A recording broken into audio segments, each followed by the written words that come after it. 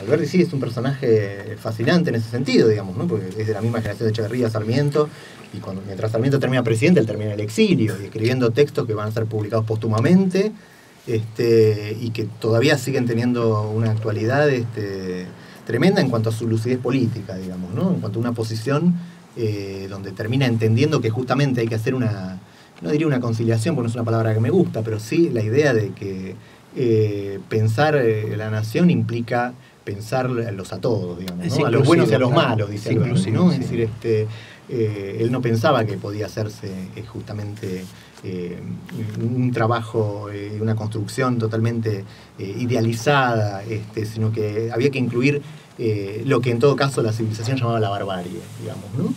Y no en vano, bueno, justamente termina escribiendo, bueno, su gran texto clásico, uno podría pensar que es El crimen de la guerra, escrito contra la guerra del Paraguay, es decir, contra Mitre y contra un poco, sería como hoy, no sé, escribir un libro contra Malvinas, más o menos, ¿no? En aquel momento, con lo cual se ganó muchos enemigos.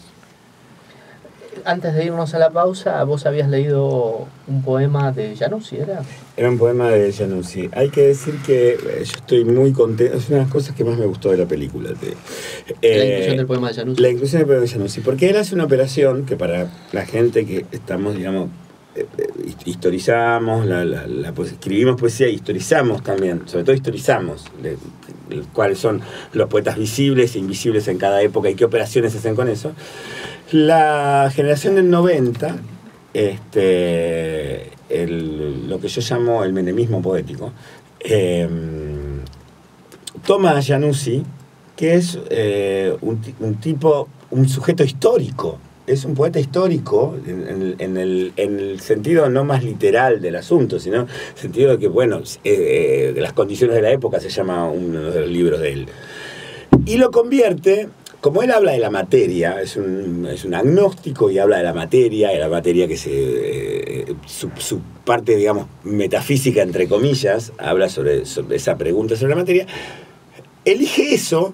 Y lo elige Diario de Poesía, con el señor Freire, Maragüisino, From the Reader y todas y la generación de Fabián Casas y de todo y de lo que después se va a convertir en Belleza y Felicidad y todo lo que para mí es el cotillón de la poesía ahistórica en el sentido de lo que tiene que escribir, no tiene que escribir sobre la historia, sino que se hacen los pelotudos sobre su propia historia. A eso voy.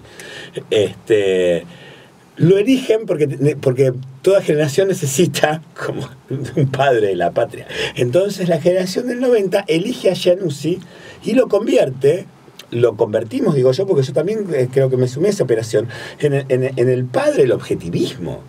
Cuando es un sujeto histórico, trágico, frente a los objetos, digamos, frente a los sujetos y a los objetos, y no es un poeta. Entonces el objetivismo que dio, digamos, todo un montón de algunos ejemplos interesantes y un montón de hijos bastardos, y bastardeantes de el padre que eligieron, entre esos Fabián Casas, lo que hace él es volver a ese sujeto histórico.